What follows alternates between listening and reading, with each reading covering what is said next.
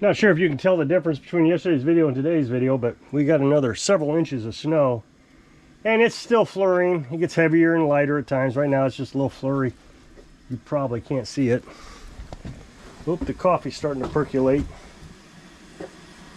The stove becomes quite the mess in the wintertime. Oops, I need to turn down. Because everything freezes after you shut it off, and by the time you get done eating and everything, you don't have time to clean it off. So, like I said, it snowed again. It's still snowing, and I don't know, it's kind of nice. So later today, I'll go ahead and sweep off the solar panels, but they've been quite useless over the last few weeks. I mean, it's just been so cloudy. It's just been every day cloudy.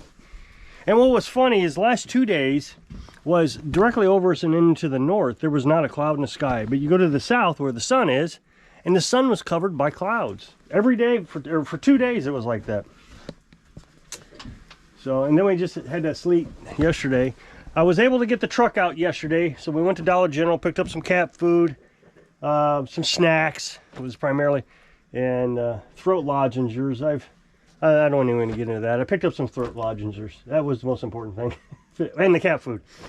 So we was able to get that out. She didn't want to come out, but Carolyn sat on the tailgate, and I just gunned it, and it came out. It's a good truck. I really like it. And this time I lowered the tailgate. That way I can back up onto that dry patch underneath the tailgate, and I can get a run at it better. Of course, I have to plow the snow, but that's beside the point. So I got this running yesterday on that choke lever that I showed you that it broke in my hand. So got that fixed. I think on Monday. What is today? This is Friday. So yeah, I think on Monday I got a video on how to fix a pull rope. So we'll want to check that out. And if you haven't checked out my video on the other channel from Thursday, then there'll be an up next box at the end of this video to that video. Description, there'll be a link, and then in the pinned comments. If I can remember, I sometimes forget to put it in the pinned comments. Yeah, I better turn down that coffee again. I don't want it to boil over. It just makes such a mess. Can't clean it.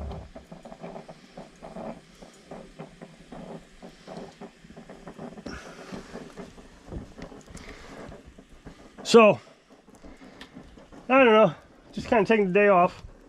Like I said, I'll get solar panels later. I went down there, started generator this morning, and came back up, got my computer up and going. This was at 4:30. Got my computer up and going, dealt with the cat. She just needs constant attention when I get out of bed, just non-stop, meow, meow, meow.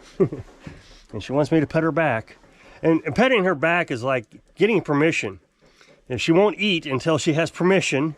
She won't go lay on mama's stomach unless she has permission. She won't go to the bathroom unless she has permission. She won't come outside unless she has permission. So that rubbed me in the back. And she wants to come outside, but the snow is here, and she doesn't want to be out in the snow. And you can tell she is trying to ask Dad if I can get rid of the snow. Maybe I'm exaggerating. I don't know. So we'll. So anyway, 4:30 I came out, got the generator started. Just put enough gas in to run a few hours and die. That way I didn't have to go back down. Came back up, got the computer turned on, pet the cat. Didn't have to start the wood stove. Carolyn, we have this rule that we don't, and at nighttime, we don't start the wood stove unless it's absolutely necessary. And what we call necessary is we've hit 59 degrees in the house, because we still got to keep the plumbing. You know, we got ventilation going into the IBC tank, so we got to keep enough warm air coming in from the house into there. So if it gets below 59, we're afraid that it could freeze. So I got up at 1:15 last night, and the house was 66 degrees, and I thought, well, I probably still have another hour or hour and a half before I need to worry about it. And even at that, I get up at 4:30, so it may last that long. So I went back to sleep. And not too much longer, Carolyn got out of the bed. I figured she was going to the bathroom, but she didn't. She got up and started the wood stove. And I asked her this morning, you know, why'd you start the wood stove? I was going to get it. She said, yeah, I didn't think it really needed started either, but I just thought it'd be nice and let you sleep tonight. I thought that was real nice. So when I didn't have to start the wood stove this morning at 4:30 is my point to that story. So then I came back out to get the coffee because the coffee was brewing. So that was at 5:15. I always come out and get the coffee at 5:15 or at least check on it. And I wanted to see if it was still snowing. It was dark and I didn't have my headlamp on, so I'm just kind of, I stuck my hand out here to see if it was snowing. I'm looking like this, and I see a flash in this eye. Now, you gotta remember, I have a blind eye, but I see a flash over here. And I got confused. I thought, did my eye just block out, some light or something? So I looked over, and all the lights were on. See, the neighbor has a driveway light. And then you can look out over the hill and you can see all the little porch lights and different things in the town down from us. And it's always, just sparkled up. Kind of nice. So I looked over and everything was lit up. I didn't notice anything. Well, I turned back around and I realized, wait a minute, I'm blind in this eye. I wonder what that was. And it flashed again. So I looked back and everything was lit up. Huh, what's going on? And then all of a sudden, the sky just turned blue. I mean, it just lit up blue. It was phenomenal what I saw. And it died off and then did it again. Of course, all this time, you can hear the noise. There's a transformer or wire or something that has broke or failed. And as soon as the second big blue flash occurred, all the lights in the town and the neighbor and everything went out. So at 5:15, everybody was out of electric. Of course, I'm running a generator to charge batteries. I had plenty of electric. Went back in and started editing the video. And of course, I posted a thing on Facebook, exactly what I just said. I noticed the big blue flash in 5:15, and electric went out throughout the town. I could see it over the hillside. If you need your generator looked at, I'll look at it. If I can fix it without having to buy parts, I'll do it today. Got a lot of thumbs up, but didn't get any customers. Nobody was going to come out in this. It's been pretty dead for the last week. I mean, it's just not a lot of traffic. So, yeah, that's just, people talk about prepping all the time. As HDF. I mean, all the preppers are making videos about this winter storm and how to be prepared. I'm literally not prepared for anything. I am literally living today just like I did yesterday. And the day before in the last 4 years. Every day for the last 4 years. Everything is the same. I do the same routine. Other than this last year, I started getting up at 4:30 instead of 5, but that's neither here nor there. I just did that so I could edit videos. And for the summertime coming up, that way I can, as soon as daylight breaks, I can start working on lawnmowers. So, I remember the first time I made an anti-prepping video. Nobody listened to what I was saying. Or at least the preppers didn't listen to what I was saying. Oh, you gotta be prepared. What if a snowstorm hits or a tornado or, whatever. But they weren't listening. I don't have to be prepared. My life just is suited to be self-sustaining. It's not a preparation for me. It's just the way I live. And you can't convince people of that people seem to think that living off grid is a lot of work. You got to raise farm animals, and you got to be tending to the garden all the time, and all that. Well, of course, we did have the chickens, and that took about 2 hours a day to care for them. But other than that, we didn't do anything. I mean, my whole life is to relax. I've said that 1,000 times on this channel. I don't want to be stressed anymore. My whole life has been about running businesses and managing companies, and I just don't want the stress. It was killing me.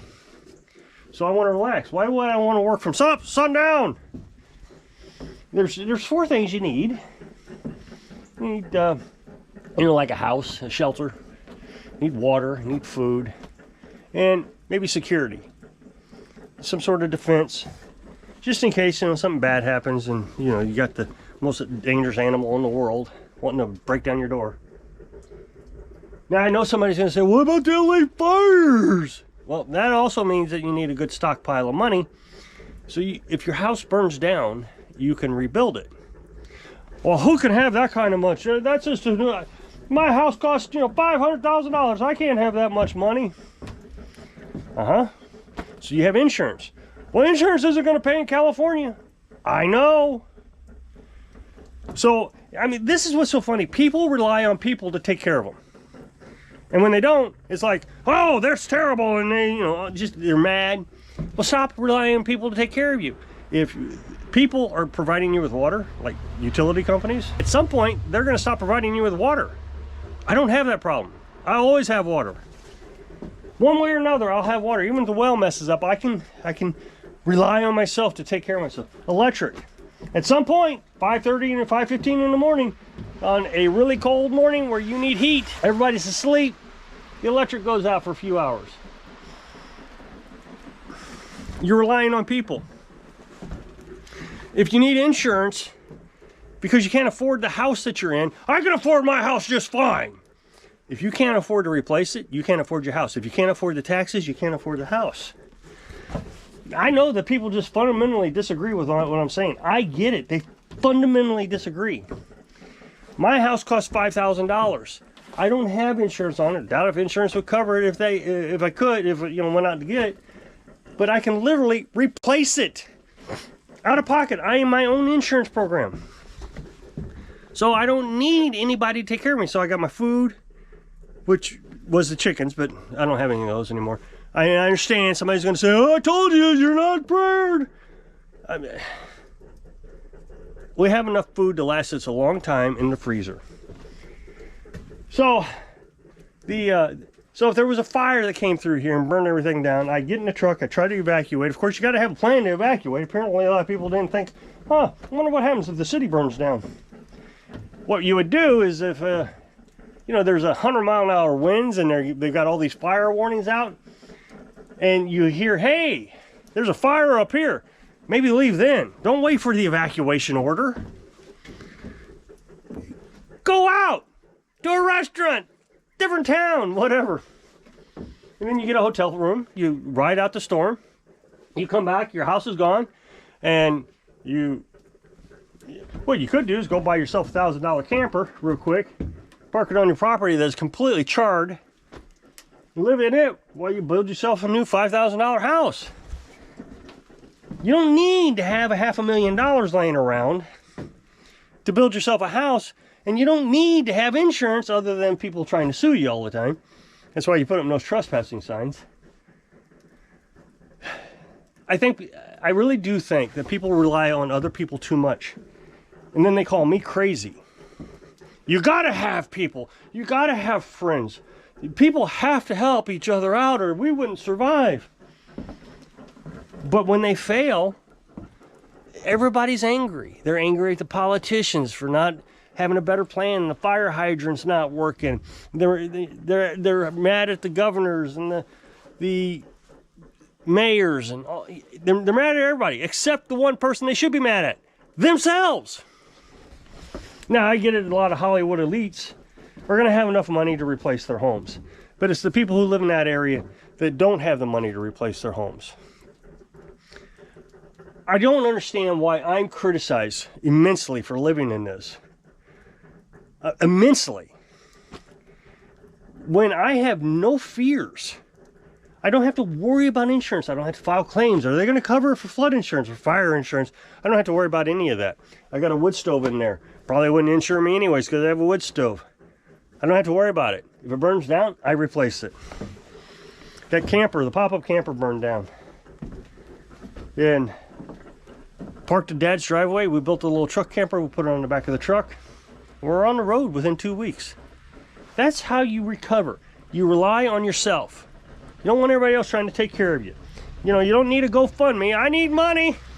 What you need is to take care of yourself. Take care of your family. And when you see an idea that would actually work, don't criticize it. I can't live in a house that small. Well, then you're going to be suffering if something bad happens. SHTF, like LA burns down. You're not gonna fix it. It's not fixable. You can't have insurance. You can't have a home. You don't have enough money to go to a hotel room to repair your home. Then you're going to be mad at everybody else except yourself, when you should be mad at yourself. So if you'll click this up next box, it will take you to that video where I was, I guess, working. I've shown you how to buy new parts for your lawnmower and equipment. So I hope I can inspire you not to be prepared. Just live this way so you can live your dreams. Thanks for watching.